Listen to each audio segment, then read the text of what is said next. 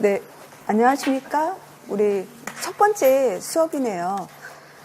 네, 너무 반갑고요. 오늘은 첫 시간은 제가 이 자료를 좀 설명을 하도록 할게요.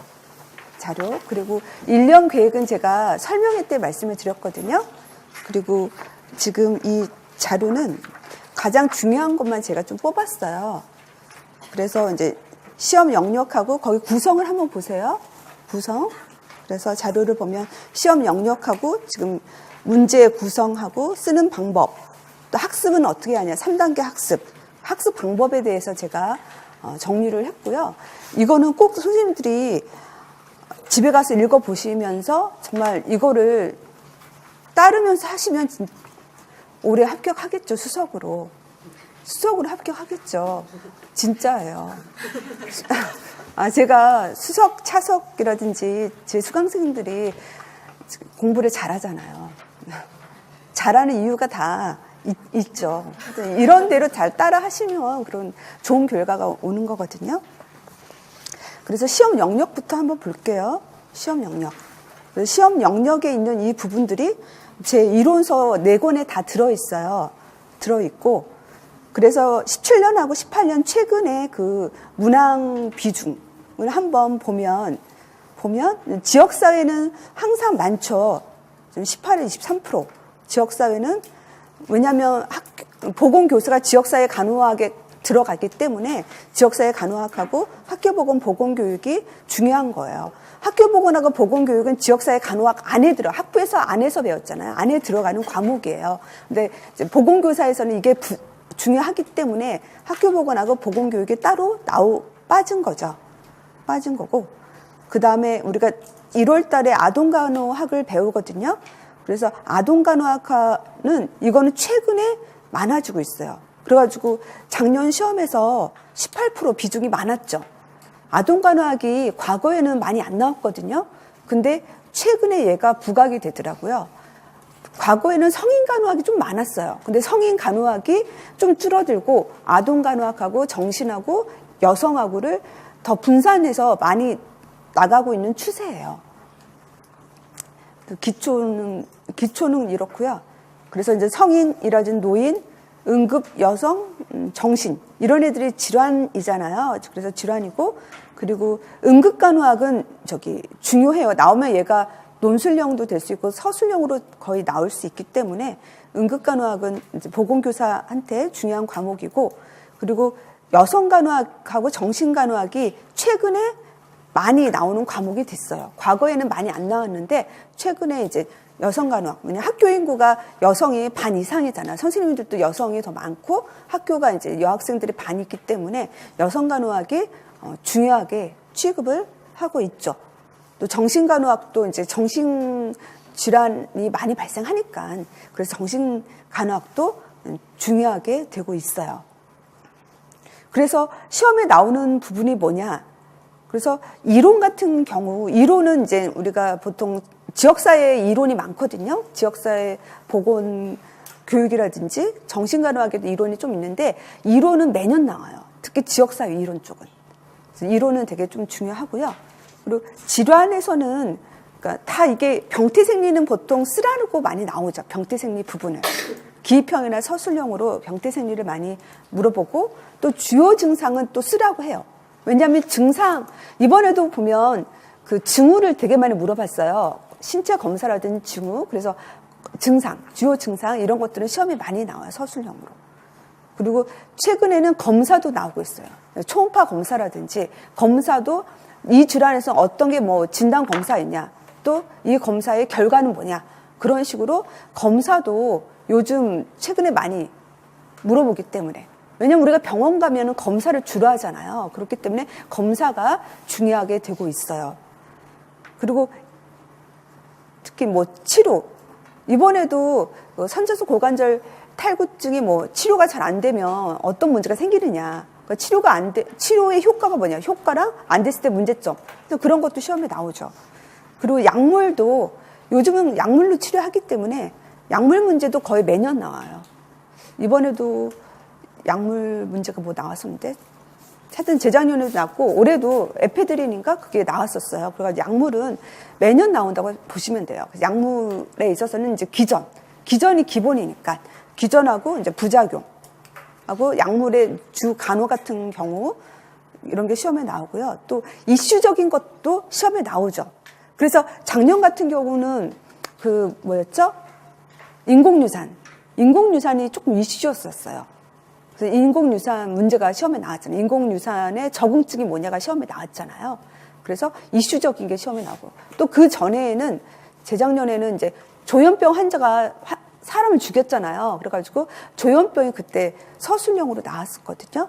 그래서 하여튼 그 해 이슈적인 거는 시험에 나와요. 그래서 저 같은 경우는 이제 이슈 파악을 주로 많이 하고 있죠. 파악도 하고 있죠. 그 다음 법. 우리가 나오는 법은 주로 여기 있는 법이에요. 제가 쓴 거.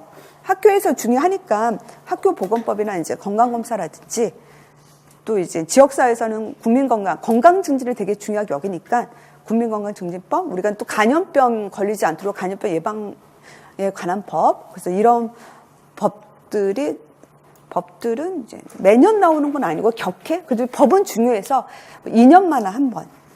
법이 최근, 이번에도 인플루엔자가 몇 군이냐가 시험에 나왔잖아요. 그것도 법이었어요. 감염병 예방의 법이거든요. 그래서 법은 얘도 이제 거의 매년 나오는구나라고 보시면 돼요. 그래서 우리 시험 문제는 기입 세 가지로 나뉘어 있죠. 기입형, 서술형, 논술형으로 나뉘어 있거든요.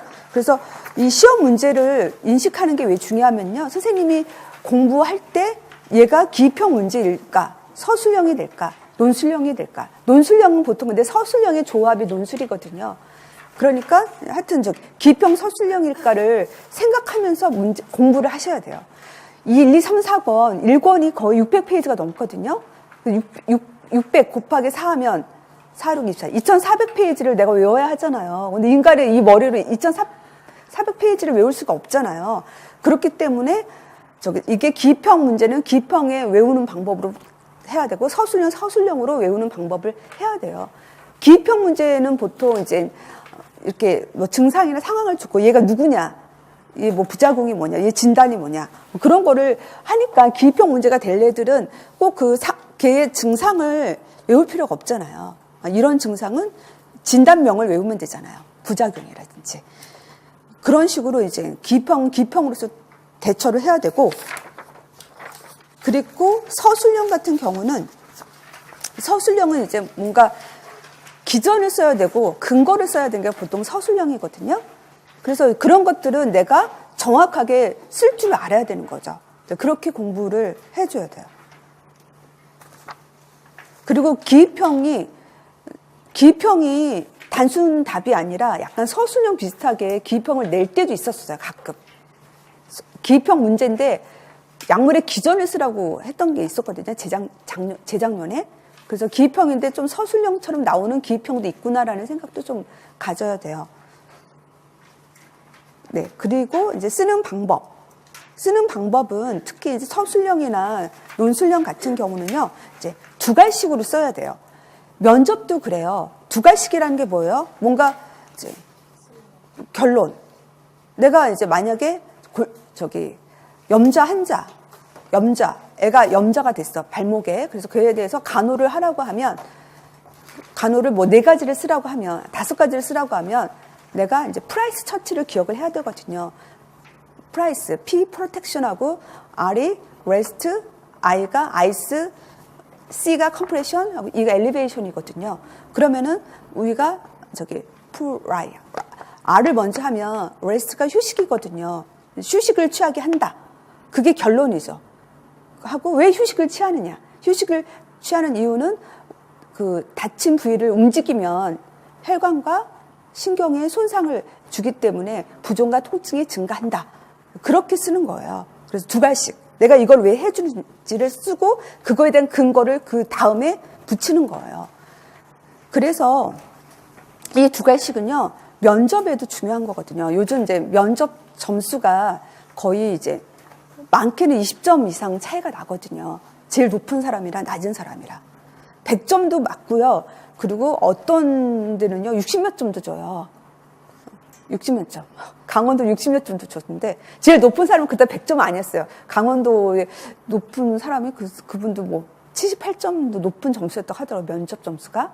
60몇 점도 막 50몇, 하여튼 그렇게 줬어요. 서울은 100점을 주고요. 그리고 80점도 줘요, 서울은. 그러니까 면접 차이가 20점이잖아요. 근데 면접에서는 중요한 게 뭐냐면, 아까 목소리, 태도.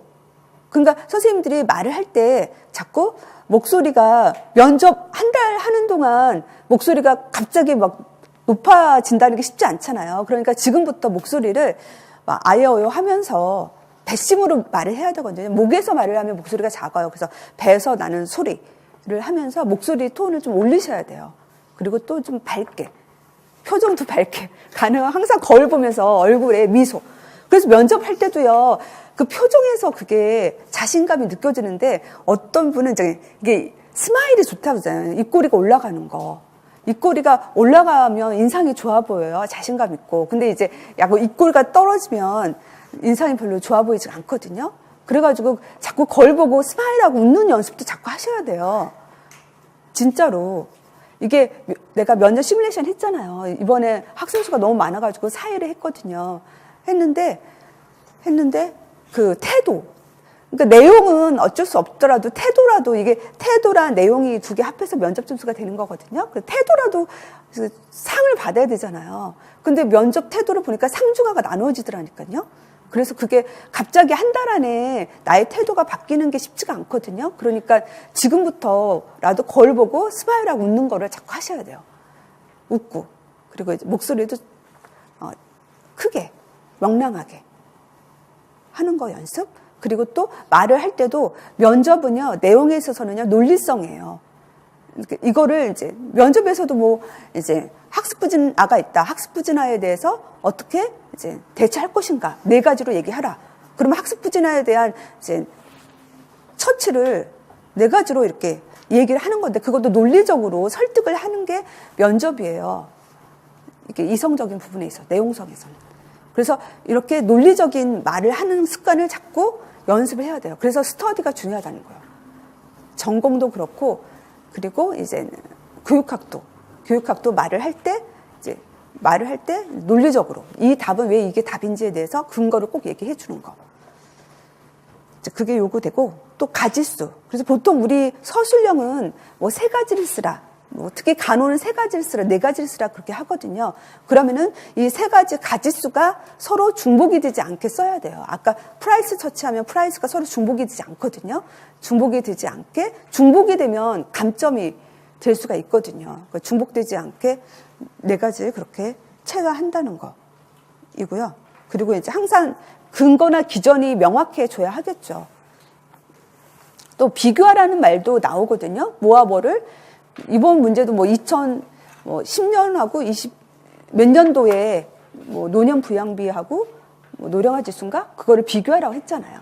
비교하라고 하면 그 2년도와 이거에 뭐 노령화 지수는 얘는 이렇고 쟤는 이렇다. 서로 다르잖아요. 차이점을 비교하고 뭐 2000 몇 년도에는 얘는 이렇고 쟤는 이렇다. 그런 식으로 서로를 비교를 해줘야, 비교는 보통 차이점이 많죠. 유사점보다는 차이점이 많거든요. 차이점을 명확하게 비교를 하는 거죠. 그 다음에 우리가 학습에 대해서 얘기하면요. 선생님들은 객관식으로 위주로 공부를 하셨잖아요. 그래서 주관식의 이제 공부로 머리를 바꿔야 하는 거예요. 객관식의 공부랑 주관식의 공부는 좀 틀리거든요. 그래서 3단계 학습. 제가 이제 올해가 10년이에요. 가르친 지. 그래서 10년 하면서 어떻게 해야 이제 선생님들이 이제 효율적이잖아요. 가장 적은 시간에 가장 높은 성과를 갖도록 하는 게 저의 목표거든요. 그래서 이제 그게 3단계 학습이더라고요. 이해, 그리고 구조와 인출. 이거를 해주셔야 돼요. 그래서 대부분 이제 짧은 시간에 합격하고 했던 분들, 좋은 점수를 받았던 분들은 거의 이렇게 하셨어요. 떨어졌던 분들은, 제가 봤을 때 떨어졌던 분들은 이 3가지에서 뭔가 미스가 생긴 거예요. 그래서 이 3가지 단계가 되게 중요한 단계의 학습에서. 그래서 첫 번째가 이해죠. 이해. 문장에 대한 이해. 그래서 제가 이제 경험했을 때 이해하지 않고 무작정 외우시는 분들이 있더라고요. 이해하지 않고 무작정 외우는 거. 사실 저도 초창기 가르칠 때는요, 제가 과연 이걸 이해하고 가르쳤나? 그런 생각이 저도 지금도 들어요. 왜냐면 제가 수업 준비를 한 주에 100페이지를 하는데도 계속 내가 알지 못하는 단어들이 많이 있어요. 근데 그때는 이 단어 지금 모르는데 그때도 모르면서 이 단어를 가르쳤네? 내가 그거를 이해하지 못하고 가르쳤네라는 그런 생각이 들더라고요. 그래서 이제 제 책에 있는 단어가 이해가 안 되는 단어는 꼭 구글이나 네이버에 많이 나오거든요. 그래서 이제 구글하고 네이버를 구글이 낫더라고요. 왜냐하면 네이버는 다른 정보들이 다 있어서 그거 괜히 호기심 가지고 그거를 더 해서 시간 소모가 있는데 구글은 그게 없잖아요. 구글은 그냥 내가 검색 딱 그것만 있기 때문에 그래서 구글이 또 전문적인 게 또 있어요. 구글에서 안 되면 네이버 가세요. 처음부터 네이버 가는 건 안 좋아요. 자꾸 다른 검색에 내 머리가 산란하게 만들더라고요. 그래서 구글에서 이제 요즘은 잘 나와 있어요. 오류도 있죠. 오류. 잘못된 정보도 있어요. 구글에도 보면. 있어서 너무 잘못된 정보를 또 나한테도 이렇게 맞냐 그러면 나도 좀 피곤해요. 사실은. 그런데 여하튼 내가 공부하면서 모르는 단어는 꼭 구글 검색해서 내가 이해를 해야 되고 또 요즘은 구글이나 네이버에 너무 질환들도 너무 자세히 나와 있거든요. 그러니까 거기 검색하면요. 하여튼 더 선명하게 그림도 있고 하니까 사진도 있으니까 더 잘 알 수가 있어요. 그렇게 해서 보시면 되고 가급적 이제 공식적인 사이트를 보라는 얘기고요. 그 다음에 구조화. 그래서 선생님들이 제 이론서를 보고요. 이거를 보고 이해를 하고 그러면 이해를 했으면 이거에 대해서 주 키워드의 흐름을 내가 써봐야 한다는 거예요. 끄적끄적. 예쁘게 할 필요가 없어요. 내가 이거를 그렇지만 우리가 읽고 나서도 내 머릿속에 들어가기 위해서는 내가 키워드의 어떤 흐름을 있어야 되거든요. 구조화. 그게 구조화라고 말을 하잖아요. 그거를 좀 해봐야 돼요. 선생님도 그랬잖아요. 주관식 외울 때 보기만 해서 외워지는 게 아니잖아요. 보고 나서 이걸 내가 종이에다가 끄적끄적 하면서 외우잖아요. 그런 작업이 필요해요. 그래서 여기 이 선생님은 이제 여기 제가 가져온 자료는 이 선생님은 이제 4학년 때 부산 차석을 하신 선생님 거예요. 4학년 때 차석. 부산은 그때 컷이 높았거든요. 차석. 그래서 이 선생님도 제 이론서에다가 보고 주 키워드 흐름, 이거를 한번 이론서에다 썼잖아요. 이거의 장점은 뭐냐면요. 이론서에다 이렇게 한 거의 장점은 뭐냐면은 나중에 선생님들이 이제 11월 시험 보기 일주일 때 그리고 한 달 전에는 빨리빨리 넘어가야 되거든요. 1에서 6월은 지금 4권을 하지만 또 이제 문풀 할 때는 3개월 동안에 4권을 끝내야 되고 그리고 2개월 마지막 2개월에서는 한 달 동안 일주일에 한 권씩 끝나고 막판에는 일주일에 4권을 다 봐야 하거든요. 빨리빨리 속도를 넣어야 하잖아요. 그러면은 이거를 보면 되거든요. 그때는 자기가 이렇게 썼던 거를 본다고 하더라고요. 그러면 빨리 넘어가요. 무슨 말인지 알겠죠? 그래서 이런 거를 책에다 이론서에다 쓸 필요도 있고 그리고 또 이제 이것까지 나오기 전에는 내가 끄적끄적 해봐야죠. 하고. 그리고 그 다음에 제가 예시로 가지고 온 거, 이 선생님은, 이게 목차짝이에요. 목차짝이에요. 그래서 이런 것도 되게 필요해요. 목차만. 그래서 여기에서 선생님이 글자가 조금 안 나왔는데,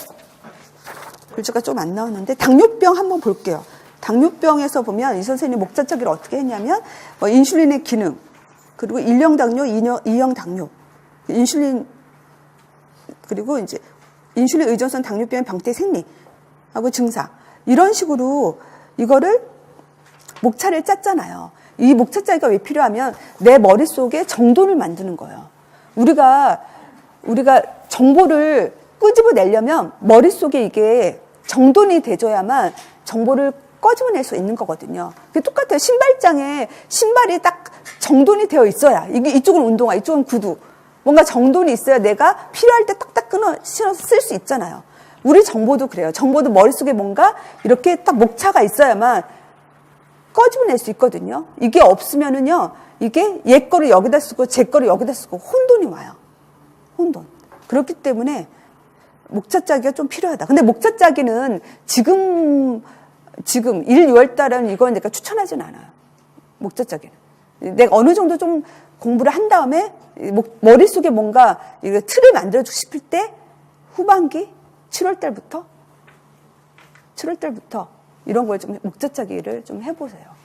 이 목차짜기는 이건 사실 경기도 수석하신 선생님 건데 이 선생님은 재수였어요. 아니, 초시 때는 병원 다녔고 재수 때는 올인해가지고 경기도 수석했던 선생님 거고요. 그리고 몇 년 전에 쌍둥이 엄마가 있었거든요. 애 두 명 이렇게 2살이었어요. 2살인 쌍둥이 엄마가 있었는데 그분이 초시였는데 전국 수석 점수를 했잖아요. 그게 전공만 67점 했어요. 지금은 이번에 서울도 전공하고 교과 합해서 65가 컷이었잖아요. 근데 그 선생님은 전공만 67점이었거든요. 그리고 그 선생님은 일요일에도 놀았대요.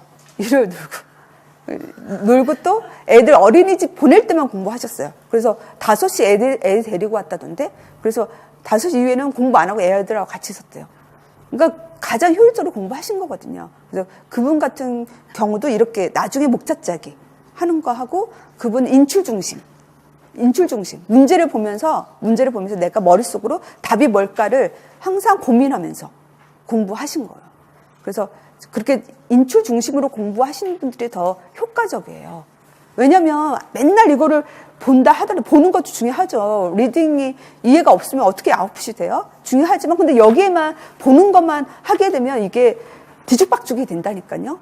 그리고 우리는 써야 되잖아요. 그렇기 때문에 인출 중심으로 공부하는 게 가장 효과적이에요. 그래서 이제 인출. 그래서 어떻게 인출을 하느냐. 그래서 제 수업이 이제 금요일에는 이론이 있고 수요일날 문풀이 있잖아요. 그래서 그 문풀을 보면서 내가 자꾸 써보는 거죠. 내가 정확하게 인출했는지. 이 시험은요, 정확성의 시험이에요. 정확성. 얼마나 정확하게 썼느냐. 그래서 아무리 그 문장을 길게 안 써도요, 정확하게 쓰면, 짧게 써도 정확하게 쓰면 점수를 받아요. 근데 내가 근데 길게 썼어요. 근데 키워드가 아닌 답을 길게 쓰면 점수를 못 받더라고요. 그러니까 정확성이 제일 중요한 거예요. 그러니까 정확성, 내 머릿속에 이게 정확하게 들어가 있느냐, 그거 확인하는 게 인출이잖아요. 그래서 써서 내가 쓴 거를 이론서랑 비교를 해서 이론서의 키워드가 아닌 거를 내가 쓰면 이론서 키워드로 내 머리를 바꿔야 돼요. 그래서 인출도 그 방법 하나가 뭐냐면 또 백지노트. 그래서 보통 이제 이런 시간에 이 선생님은 초시였는데 이분도 전국 수석 점수를 했거든요. 전공이 그 선생님 그때 어려웠는데 64점이었나? 나왔었는데 초시였는데. 근데 그 선생님은 이제 초시였고 시간이 없으니까 스터디를 못하고 백지노트를 했대요. 그래가지고 수업 들고 하고 나서 복습으로 바로 백지노트를 했다고 하더라고요. 복습으로. 백지노트를 하고 내가 모르는 건 다시 이론서 보면서 공부를 했다고요. 바로 이론서 보지 않았다고 그 선생님이 그런 식으로 말을 했었어요. 그래서 그 선생님이 초반에는 점수가 거의 꼴찌였어요. 꼴찌였고 11월에도 그렇게 높지 않았거든요. 근데 최종에서는 제일 높은 점수를 받았었어요. 그런 분들이 있어요. 실제 시험에서는 못 보는데 이번에도 그랬더라고요. 그 선생님 이번에 또 애 낳은 선생님이 있거든요. 그 선생님이 하여튼 점수가 높게 나왔다 얘기하더라고요. 근데 그 선생님도 계속 모의수 하면서 공부하신 선생님이었거든요. 근데 그 선생님도 시험 볼 때는 11월 달에도 점수가 안 좋았어요. 근데 최종에서는 잘 받았더라고요. 그래가지고 하여튼 백지노트 하고 그리고 이제 말로 하는 거. 또 제가 아는 어떤 분이 경기도 수석을 하셨거든요. 근데 그분 같은 경우는 남편이 블랙리스트였어요. 블랙리스트. 운동권 출신이어가지고. 요즘 운동권 안 하잖아요. 별로 안 하죠. 우리 때는 운동권 있었거든요. 그래서 운동권 출신이어가지고 블랙리스트. 그래서 취업하기 힘들대요. 그래가지고 어쩔 수 없이 이제 얘도 애를 낳았어요. 애가 어린데 어린데 얘가 경기도 수석을 했잖아요. 그분은 뭐 어떻게 해서 성공을 했냐면 자기가 하루에 공부한 내용을 항상 남편한테 남편이 질문하면 자기가 대답하는 거, 그날 공부한 거를 바로바로 인출을 한 거예요. 그래서 그분은 이제 애 낳으면 내가 공부를 못 하겠구나. 그래가지고 애를 아마 10월에 낳나 9월에 낳나 그랬거든요. 그래가지고 그 전에 다 암기를 했어요. 그렇게. 그래서 오늘 배운 거는 남편한테 이렇게 체크를 해가지고 점검 받아서. 근데 처음에는 다 안 나왔대요. 처음부터 나오지 않아요. 안 나오는데 계속 하다 보면 이렇게 되는 거거든요. 네. 그 다음 이제 학습 방법 얘기가 많죠. 학습 방법. 그래서 하여튼 떨어지면 원인 분석. 뭐가 내가 부족해서 떨어졌는지를 원인 분석해가지고 그거를 꼭 해결을 해줘야 한다는 거죠. 첫 번째, 졸지 않기. 그래서 수업 시간에 졸지 않도록 해야 돼요. 졸지 않으려면 뒤에서 서서 강의 들으시는 선생님도 있었어요. 그 선생님은 이제 8구학번이었거든요. 저보다 좀 나이가 좀 있었는데 8구학번이었는데 지금 경기도에 근무하세요. 근무하고 또 하여튼 네 열심히 하시는데 그분은 졸리면 뒤에서 서서 제 강의를 들었었거든요. 졸리면 서서라도 듣고 하셔야 되죠. 왜냐하면 이번에도 시신경 교차가 시험에 나왔는데 그것도 제가 이제 수업 시간에 얘기를 했었어요. 시신경 그 그림도 다 있거든요. 그래서 시신경은 교차가 된다. 시신경 교차가 시험에 나왔는데 근데 제가 요즘 시험은요 약간 깊게 나와요. 그래서 뭔가 해부학적인 거 그런 것도 하여튼 이게 저도 사실 시신경 교차가 나올 거라 생각 안 했어요. 안 하고 그냥 그 동증성 반맹증도 뇌졸중의 증상으로 나오거든요. 그래서 뇌졸중의 그냥 증상으로서 시신경 교차가 있기 때문에 그런 동증성 반맹증이 나오거든요. 그래서 그냥 그게 이제 근거이기 때문에 제 강의의 장점은 제 이론서도 그렇고 제 강의는 근거가 명확하거든요. 내가 근거를 다 찾았어요. 모든 책들을 보면서. 그래서 눈이 지금 빨개졌잖아요. 나식 수술한 것도 있지만 제가 저희 집에 책이 한 1000권은 넘어요. 네. 그래가지고 하여튼 책 사는 돈을 엄청 썼죠. 무명일 땐 돈도 없는데 책 사는 돈 써가지고 돈 많이 써가지고 우리 남편이 날 째려보고 그랬죠. 돈도 안 벌면서 막 쓰는 거 많으니까 집 청소도 안 하고 막 그랬었거든요. 하여튼 요즘 시험은 좀 그렇다는 얘기예요. 그렇기 때문에 잘 들으셔요. 졸지 말고 잘 들으라는 얘기고요. 그 다음에 기출문제. 우리가 1, 2월에 기출을 하잖아요. 수요일에. 기출문제는 이번에는 사실 작년에는 기출의 문제에 그게 좀 적었어요. 기출이 한 50% 정도, 5, 60%밖에 안 됐어요. 그래서 약간 제가 10년 동안 가르친 시험 중에서 제일 어려웠던 게 사실은 작년 시험이었어요. 작년 시험이 제일 어려웠어요. 왜냐면 약간 기출이 아닌 곳에서 많이 나왔어요. 근데 어떤 해는요, 기출에서 또 많이 나온 해가 있어요. 네, 핸드폰은 다 꺼주셔야 되고. 네. 그래서 이제 어떤 해는 기출에서 많이 나오는 해가 있고, 어떤 해는 기출에서 적게 나오는 해가 있고, 그거를 내가 찍을 수 있어요? 찍을 수 없잖아요. 기출에서 많이 나올지 안 나올지는 제가 찍을 수가 없는 거예요. 그것까지는. 저는 기출에서 나올 거라 안 나올 거라 다 가르치는 거고. 시험관이, 교수님들이 시험관은 들어가요. 각 과목별로 한 3분 정도 들어간다고 하더라고요. 과목별로. 모성가령 3분, 하여튼 성인 3분, 그런 식으로 지역사 3분. 그리고 이제 보건교사가 감수를 한다고 하더라고요. 내도 되는 문제인지 감수를 한다고 하더라고요. 그래서 근데 여하튼 기출이 바탕이 돼줘야 한다는 거예요. 기출은 많이 나올 수도 있고 적게 나올 수도 있지만 기출에서 이게 떨어지면 기출을 못 쓰면 남들은 기출을 다 쓰거든요. 기출에서 안 쓰면 점수가 떨어지니까 기출은 완벽하게. 그래서 6월 달에는 특히 기출에 중점을 둬야 한다는 얘기예요. 기출. 다시 변형돼서 나오니까. 그 다음에 A, B, C급. 저는 이제 별 3개, 별 2, 별 1라고 얘기를 하거든요. 그래서 이제 우리가 아까 얘기한 것처럼 책 2,400페이지를 그걸 다 머릿속에 암기할 수 있게 힘들잖아요. 그러니까 이제 중요도 그 집중을 하는 거죠. 별 3개, 별 2, 별 1로. 별 3개는 진짜 중요하기 때문에 그거는 정확하게 써야 하는 거예요. 별 3개짜리는.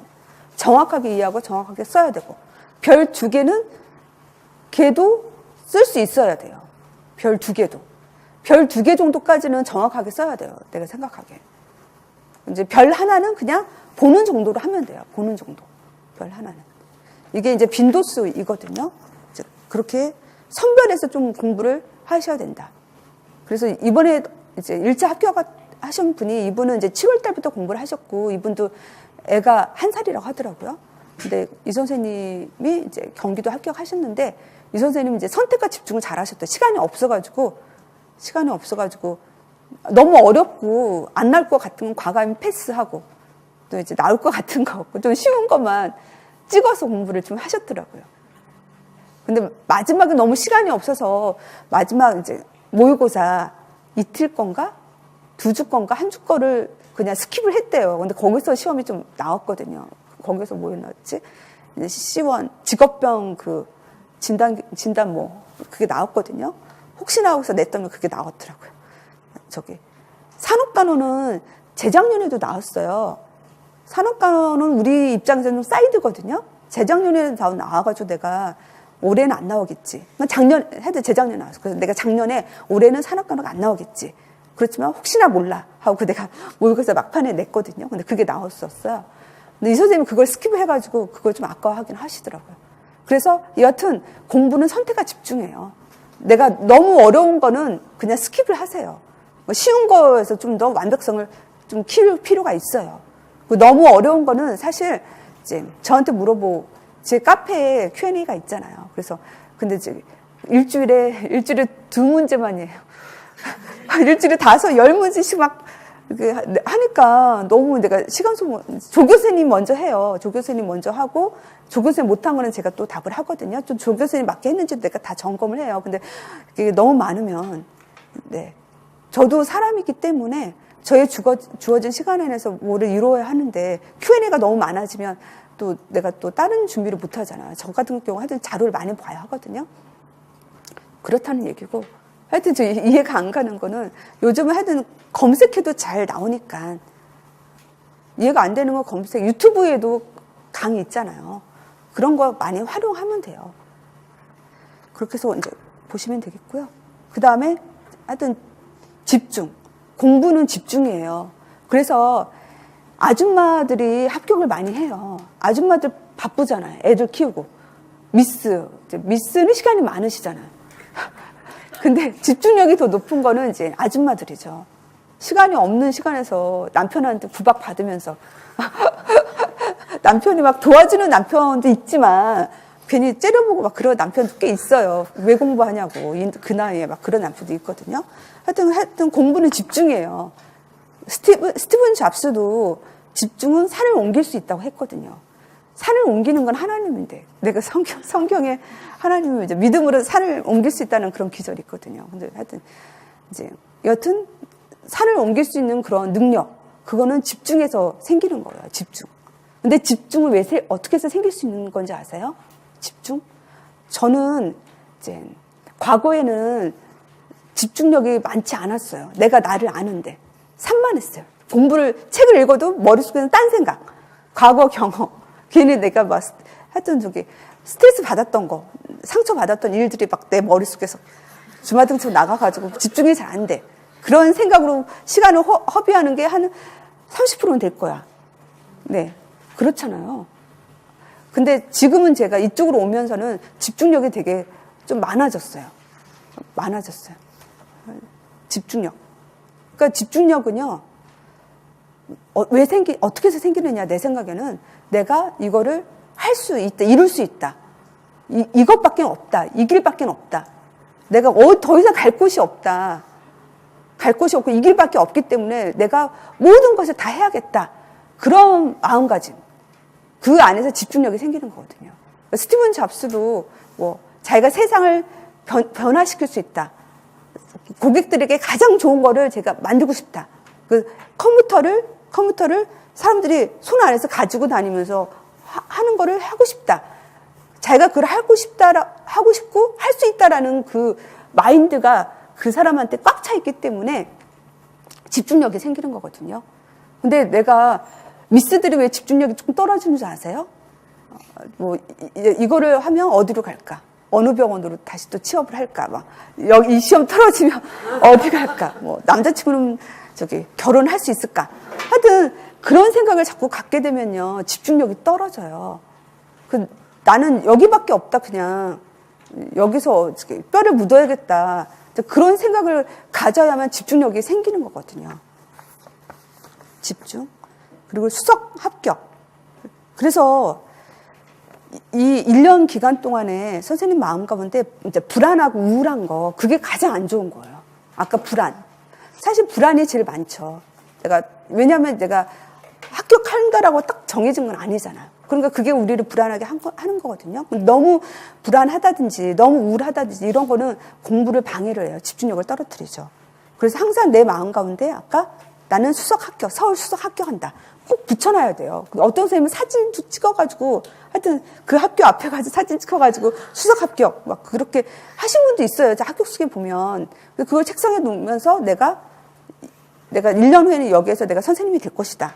그런 신념, 수석 합격 하고 항상 거울 보면서 내가 스마일을 해줘. 웃어야 돼요. 스마일. 누구였죠? 이제 백종원 씨도 사업을 되게 말아먹었었잖아요. 장사를 잘하다가 그분이 뭐 20억대 이제 부도를 맞았나? 그래가지고 자살하려고 홍콩인가 갔대요. 홍콩이 먹는 걸로 유명하잖아요. 그래서 먹는 곳이 많은 곳에서 자살하자. 죽겠다.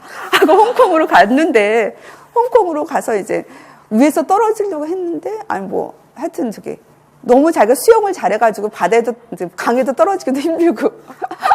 그리고 이제 홍콩에 가서 이제 먹는 것들을 보니까 막 사업 아이디어가 막 떠오르더래요. 그래서 다시 한국으로 왔다고 하더라고요.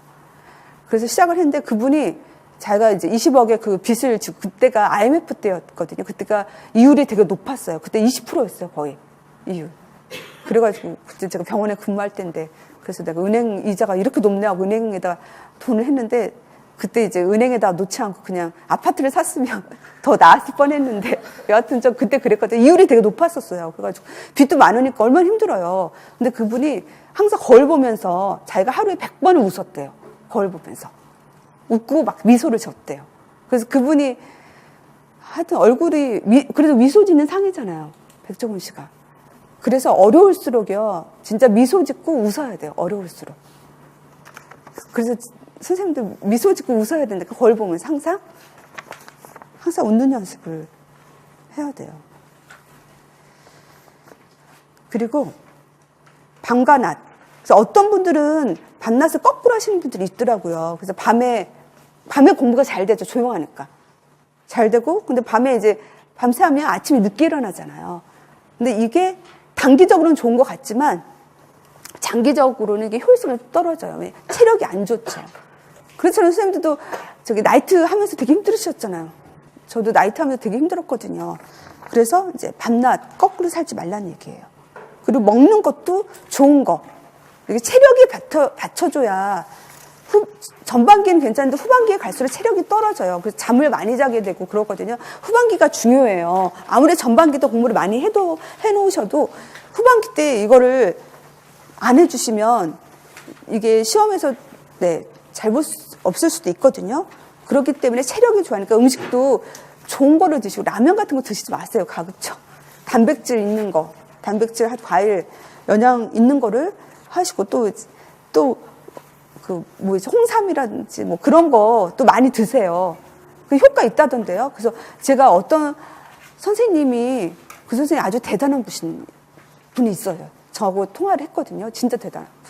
나이는 나보다 조금 어린가? 40대 초반인가? 애도 2명 있다고 하시던데. 네, 병원 근무하면서 병원 외래에 있으셨대요. 하면서 초신대 병원 근무하면서 외래에 있었대요. 하면서 이번에 1차 합격하셨는데 점수가 그래도 높더라고요. 70대예요. 그 점수가. 그래서 하루에 2시간밖에 안 잤다던데. 초반기는 4시간 자고 후반기에는 2-3시간밖에 안 잤다더라고요. 초반기 그 선생님이 나한테 4시간 잔다 해서 내가 잠 더 자시라고 했는데 이분은 더 안 자고 오히려 2-3시간밖에 안 잤대요. 그리고 약기운으로 살았대요. 그래가지고 아니, 몸에 좋다는 거 다 드시면서 했대요. 진짜 내가 대단하시죠, 그분. 그래가지고, 하여튼 약 기운이 필요하다니까요. 그래가지고, 홍삼이나 몸에 좋다고 하는 거는 자꾸 드셔가지고 체력이 있어야 공부를 하는 거니까. 이게 시간을 그래도 많이 내가 집중하는 시간이 많이 있어야 그래도 공부를 잘하는 거잖아요. 잘하는 거니까 몸에 좋다는 거는 돈 아끼지 마시고요. 1년 더 공부하는 게 더 손실이잖아요. 그러니까 이때는 돈 아끼지 말고 몸에 좋은 거 사서 드시도록 해야 돼요.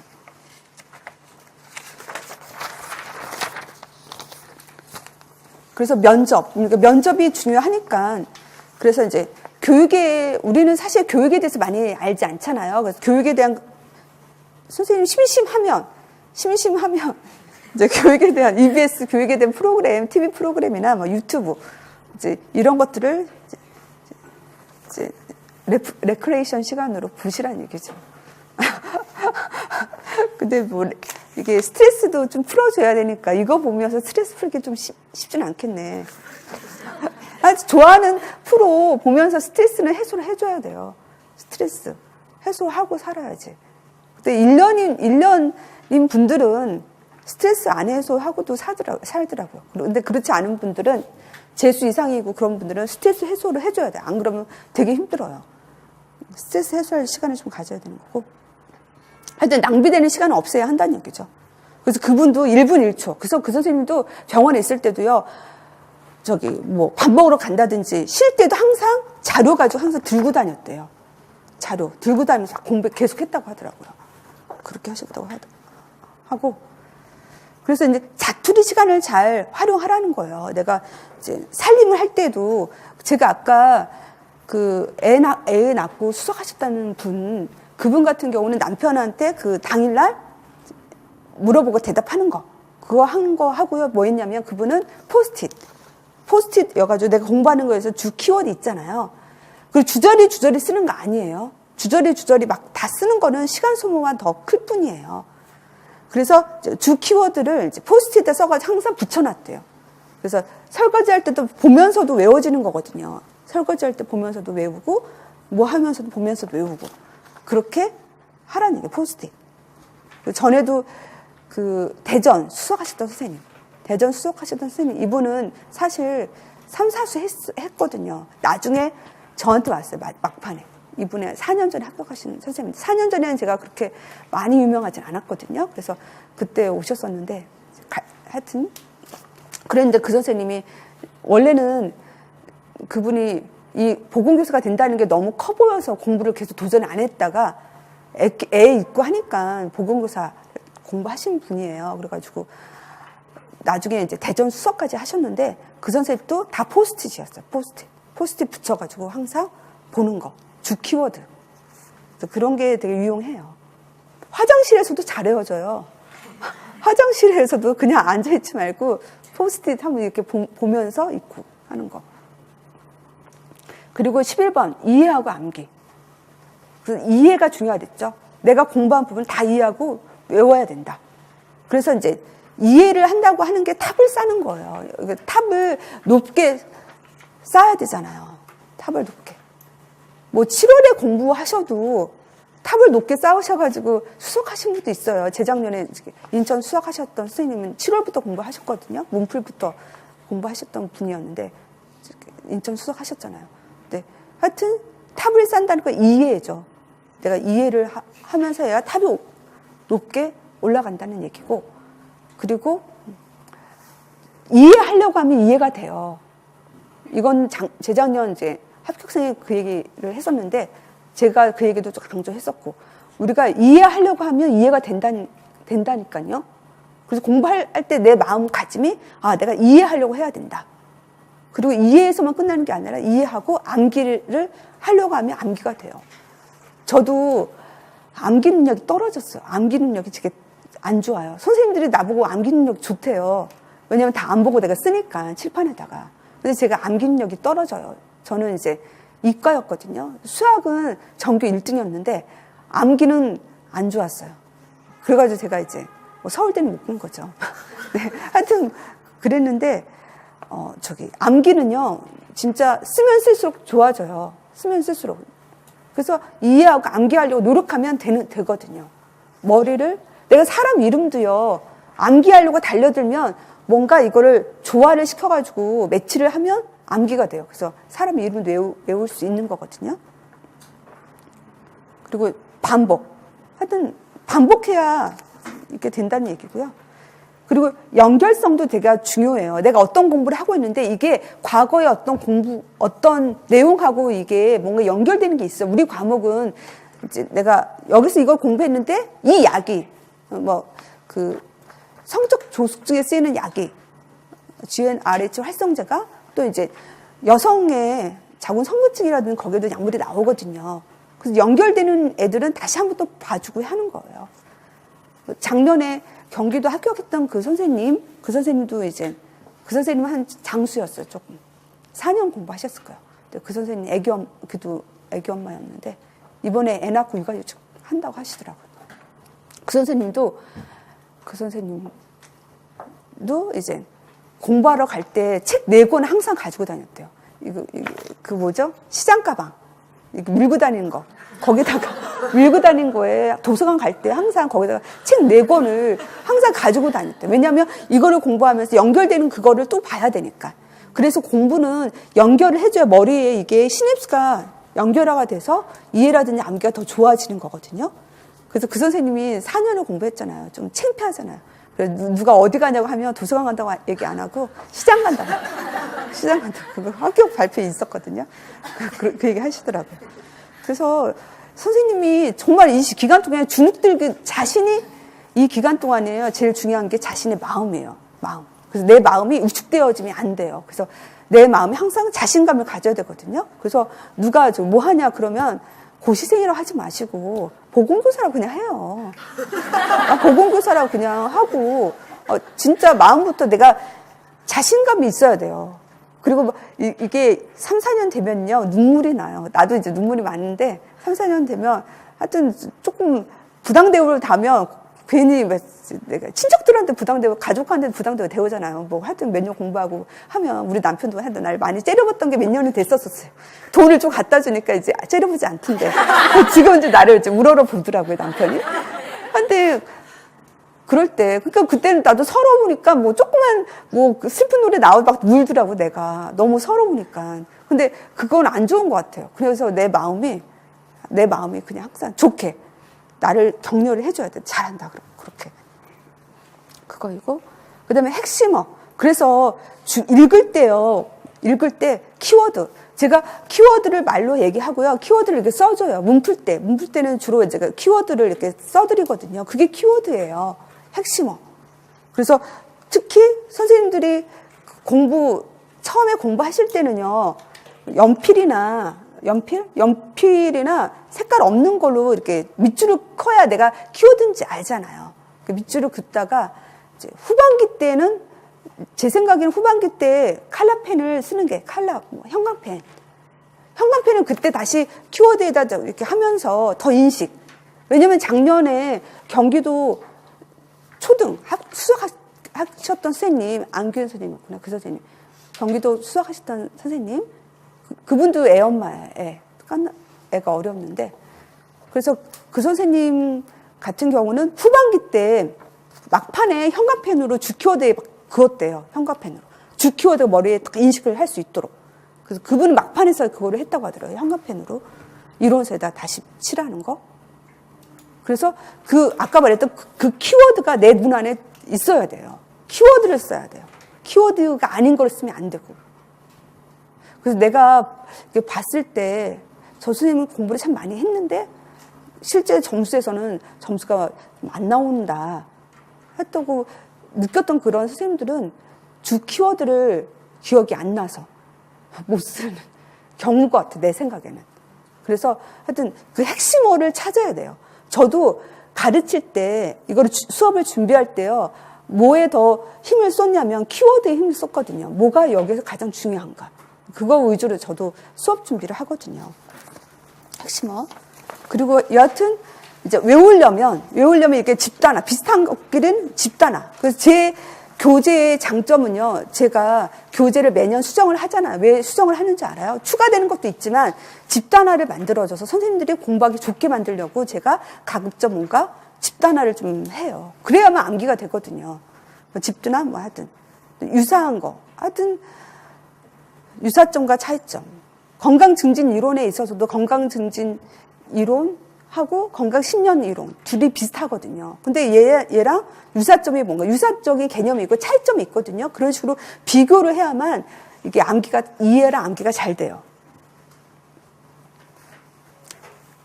그리고 이제 묵독과 암송 부분에 있어서는요. 여기 그 얘기 이제 밑줄 친 거 있죠.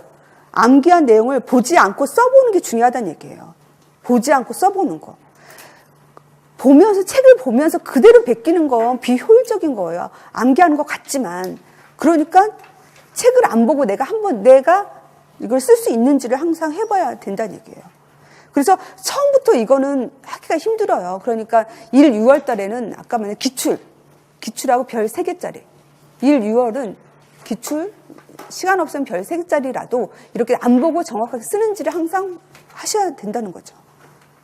그리고 이제 가르치기. 아까 다른 사람한테 이제 뭐 남편 앞에서 내가 대답한다는 것도 사실 가르치는 거일 수도 있잖아요. 그래서 가르치면 암기가 잘 된다. 그래서 제가 선생님들 나보고 암기력이 좋다 하는 거 이유가 뭐겠어요, 제가. 여기서 가르치잖아요. 가르치기 때문에 내가 암기를 잘하는 거예요. 암기를 잘하는 사람이 아닌데. 그러니까 하여튼 이렇게 그래서 스터디가 중요한 거예요. 스터디는 뭐 또 4명 짜는 게 좋아요. 4명 짜서 그 안에서 둘. 4명에서 하여튼 2명이 묻고 대답하는 거를 하는 게 좋잖아요. 그러니까 4명에서 해서 둘 나눌 수도 있고. 그래서 이제 가르치는 거. 그래서 오늘 배운 내용을 보통 이론 끝나고 나서요. 이론 끝나고 문풀 끝나고 나서 스터디를 하시거든요. 그 집에 가는 것보다 스터디를 해가지고 그날 배운 거를 이제 서로 묻는 거예요. 뭐 천식의 병태생리를 배웠으면 천식의 병태생리가 뭐냐고 물어보는 거야. 그럼 바로 대답하는 거. 근데 거기서도 대답하는 사람이 있다니까요.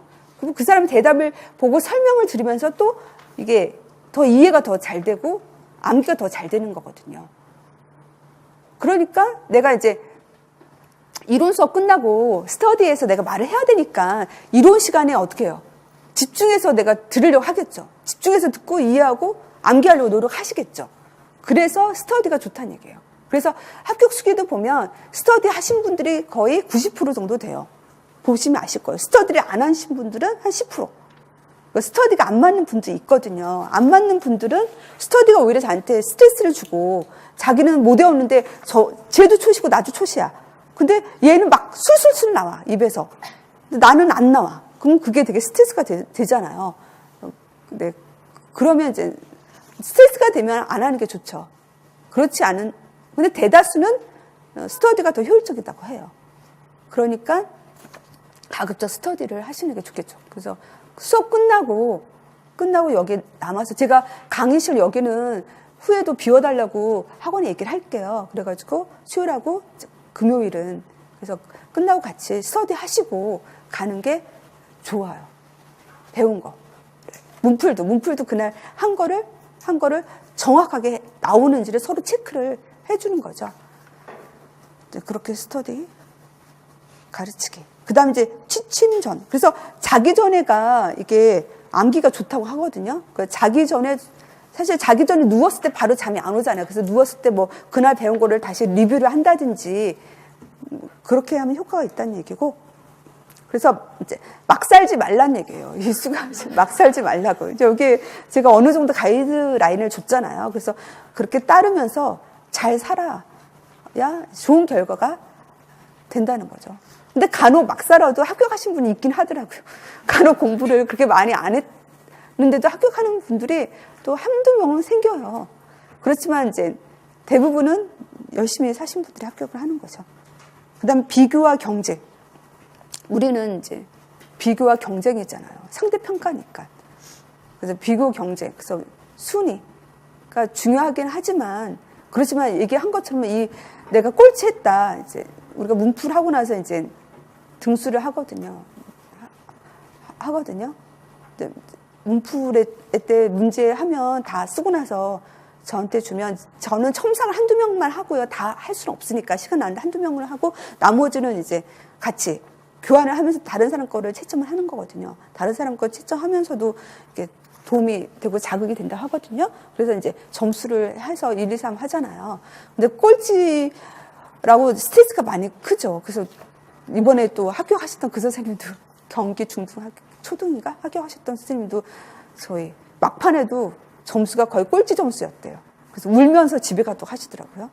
울면서 집에 갔는데 이 선생님이 컷에서 그래도 10점 높게 나왔어요. 컷에서 10점 높게. 그래서 이게 이 시험이 꼴찌였다 하더라도 복습을 잘 하셔가지고 내 거와 복습이 중요해요. 우리 수업은. 내가 배운 거를 내 거와 하는 거, 복습하는 거. 아무리 내가 이 시험에서 잘 봐서 복습을 소홀히 하면 실제 시험에서는 또 점수가 안 나올 수가 있는 거거든요. 그래가지고 복습이 되게 중요해요. 그리고 여기 시험에서 등수는 사실 경쟁과 비교이긴 하지만 등수에 너무 연연할 필요는 없어요. 근데 연연해지죠. 연연해지긴 하지만 그렇게 연연할 필요는 없다는 거죠. 그리고 선생님은 1년만 비교 경쟁이잖아요. 1년만.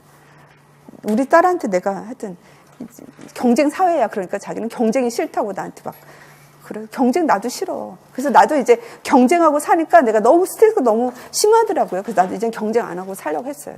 나도. 그냥 내가 좋아서 하는 거다. 그냥 경쟁에서 초월하려면요. 그냥 내가 좋아서 하는 거다. 내가 좋아서 하는 거기 때문에 열심히 하는 거고 또 나를 믿고 온 사람들에게 좋은 결과를 주고 좋은 보건교사가 되게 하기 위해서 내가 그냥 공부하는 거다. 그냥 그런 마인드로 저는 해요. 그렇지 않고 뭐 경쟁을 하면요. 머리카락 빠지고 주름살 생기고 스트레스 받고 애들한테 짜증내고 그거 너무 안 좋더라니까요. 선생님들도 여기 이제 가정주부들도 너무 이제 경쟁을 하게 되면 되게 힘들다니까요. 그리고 내가 그냥 좋은 보건교사가 되기 위해서 이걸 알아야 되잖아요. 좋은 보건교사가 되기 위해서 내가 이제 공부를 한다라고 그런 마음을 갖는 게 좀 더 속이 편한 것 같아요. 그리고 또 면접에서 또 중요한 게요. 진정성이에요. 진정성.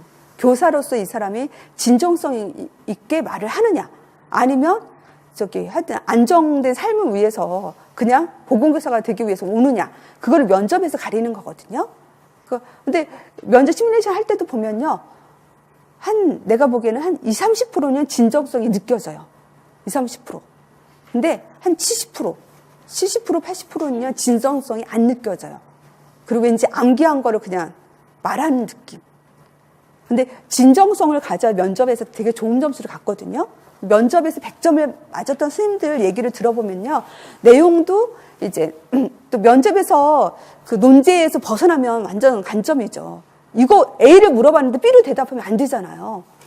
그러지 않고 논제를 잘 파악해서 말을 하고 아까 이제 목소리라든지 태도라든지 자신감 있는 거 하고 진정성이 있어야 돼요. 말을 할 때. 이 말이 진심으로 나와서 말을 하는 건지 그게 있어야 되거든요. 그리고 그런 진정성을 가지시려면 한 달 안에 진정성을 갖는 분도 있어요. 한 달 안에. 그래서 합숙훈련 가가지고 이번에 작년에 합격숙이 있었잖아요. 거기도 이제 애 낳고 막 공부했는데 합격하셨던 분. 끝에 뭐였지? 끝에 뭐 콘서트도 가고 자기는 시험 안 보려고 콘서트도 가고 했는데 남편이 그냥 시험 보라고 가지고 시험 봐가지고 합격했잖아요. 공부 안 했는데 그런 분도 있다니까요. 그래서 그런 분도 있어요. 그분은 이제 전반기 때 많이 그래도 문풀 하면서 많이 그래 암기를 했냐 보더라고요. 하여튼 그랬는데 그분이 면접 점수를 이제 잘 받아야 되는데 이제 어떻게 할까 그래가지고 뭐 합숙훈련 하는 데도 있대요. 1박 2일인가? 1박 2일 합숙훈련 희소에서 한다 하여튼 하는 데가 있대요. 거기 가가지고 합숙훈련 해가지고 거기서 이제 어떤 남학생이 말을 하는데 진정성이 없더래요. 교사로서 어떤 진정성을 느끼지 않으면서 이제 면접 말을 하더래요. 그걸 보면서 진정성을 찾아야 된다. 그 생각이 들어가지고 이 선생님이 하여튼 그래서 결론은 합격했어요. 면접에도 좋은 점수를 받은 거죠. 그래서 진정성이 되게 중요해요. 진정성. 그러니까 그 진정성을 가지려면 지금부터 내가 보건교사를 왜 돼야 하는지 내가 꼭 돼야 하는지 그런 것들을 자꾸 찾으셔야 돼요. 네, 그럼 쉬었다가 10분 쉬었다가 20분에 할게요.